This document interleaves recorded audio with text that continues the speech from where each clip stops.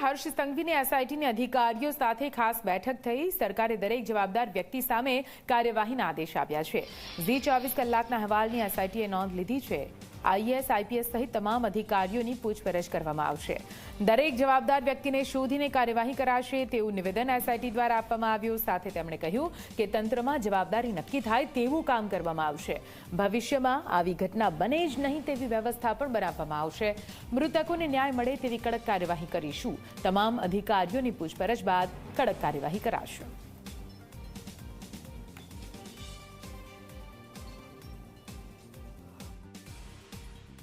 જે પ્રાથમિક દ્રષ્ટિએ આપણને જે ઉપલબ્ધ થયેલું એની રજૂઆત કરી છે।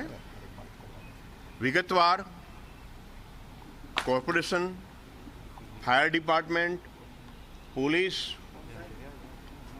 કોર્પોરેશન, પીજીવીસીએલ કે અન્ય કોઈ પણ માણસ આમાં જવાબદાર હોય તો એને શોધી એના વિરુદ્ધ સખ્તાઈથી કાર્યવાહી કરવા માટે માનનીય ગૃહમંત્રી સાહેબે સૂચના કરેલ છે અને એમણે ચિંતા વ્યક્ત કરી છે કે કોઈ પણ પ્રકારનો ભવિષ્યમાં આવો બનાવ ના બને એની ફૂલપ્રૂફ સિસ્ટમ બનવી જોઈએ અને તંત્રમાં જવાબદેહી એકાઉન્ટેબિલિટી કોઈ પણ રીતે આપણે સ્થાપિત કરવાની છે। એટલે આમાં જે કોઈ લેવલના અધિકારી કે કોઈ પદાધિકારી કે કોઈ પણ વ્યક્તિ હશે એ તમામની પૂછપરછ કરવામાં આવશે અને પૂછપરછ બાદ યોગ્ય રીતે આકલન કરીને સરકારશ્રીને રિપોર્ટ કરવામાં આવશે। આ વિશાળ ફલક પર ફેલાયેલી હકીકત છે।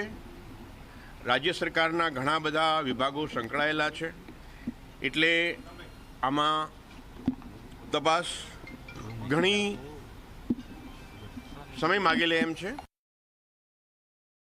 મૃતાત્માઓને પૂરી શાંતિ મળે એ પ્રકારે ન્યાયિક કાર્યવાહી કરવામાં આવશે અને તપાસના ક્રાઇમ માટે પણ ડીજીપી સાહેબ પોતે સુપરવાઇઝ કરી રહ્યા છે એટલે ક્રાઇમનું પણ સુપરવિઝન પ્રોપર થશે અને આ પણ બરોબર થશે।